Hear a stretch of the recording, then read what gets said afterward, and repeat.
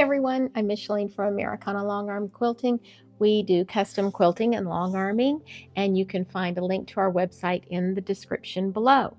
So today is going to be the first of a series of shorter videos that are how-tos.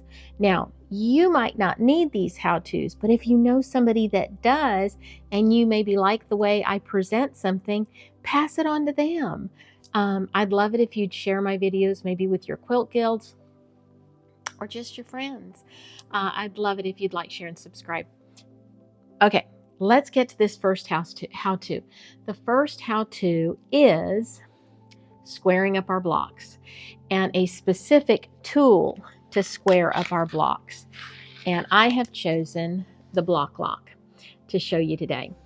Sorry for the reflection. You can see my ring right there. We're going to do a half square triangle, and we're going to do that's a half square triangle too. And we're going to do the flying geese. We're going to do both these today. All right. Now, why do you need to square up your half square triangles, or anything? Why are you taking the time to square something up? Why not just make it the correct size in the first place? Well, maybe you are a beginner and it's difficult to get that precise 1/4 inch seam, or things just, when you press things, maybe they get a little bit out of square. So that's a really good reason to start a little bit larger and square it up. All right, let me change the angle of the camera so you can see up close how we're going to use these tools. Okay, here is our beautiful little Bloc Loc ruler. Now, the key to this Bloc Loc ruler is this diagonal channel that's been routed out on the back side. This is where your seam fits, okay? And what you do is you take and put your seam right in that groove. Now, I have my seam pressed to the dark side, so it's pressed to the purple in this instance, and the Bloc Loc logo always goes on the side of your half square triangle that the seam is pressed away from. That's very important. So what happens is your seam is not going to come out of that groove. Okay, that's very important. The other thing that's important when using a Bloc Loc ruler is what you're cutting down has to be larger than the final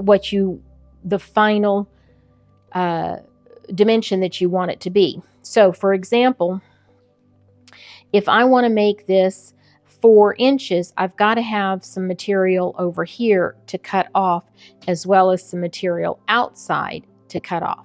Okay, so let's neaten. So we're going to cut this down to 4 inches. So let's neaten up our edges out here first off. All right. Now, I don't have to pick this up. I don't have to move to do anything like that. All I have to do is scooch that just a little bit off of it. I have to put my 2 fingers here, and then I just spin. All right, and now I move it back down here. Okay, get it back up here to where you can see it. I'm going to move it to where those 2 edges that I already neatened up are lined up on the 4 inch mark. And my diagonal, my seam is in that diagonal channel. Okay, and then we just go ahead and trim those pieces off, and just like that, now you have a perfect 4 inch half square triangle. Okay, let me show you a flying geese Bloc Loc. So here's our little flying geese. This particular one is going to make a 2 by 4 inch finished flying geese block.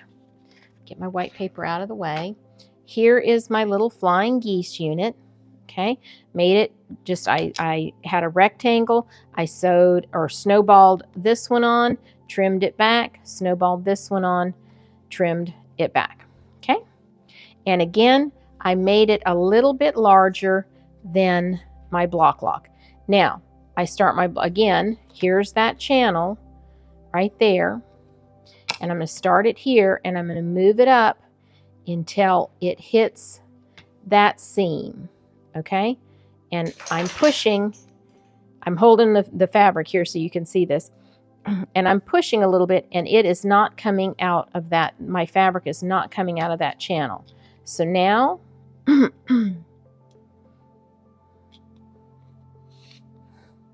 I'm using, this is my new rotary cutter, and it has a little channel that you use with a special ruler, and I didn't take that off. Okay, there we go. There are those two sides. Now again, I'm just going to hold that and give that a spin.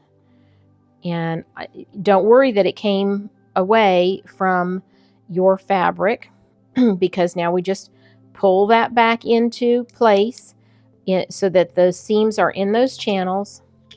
Hold on to it again. Position my cutter there and there. And now you have a perfect 2 by 4 inch flying geese unit. So this little how-to, I hope, helped you to learn a little bit more about the Bloc Loc.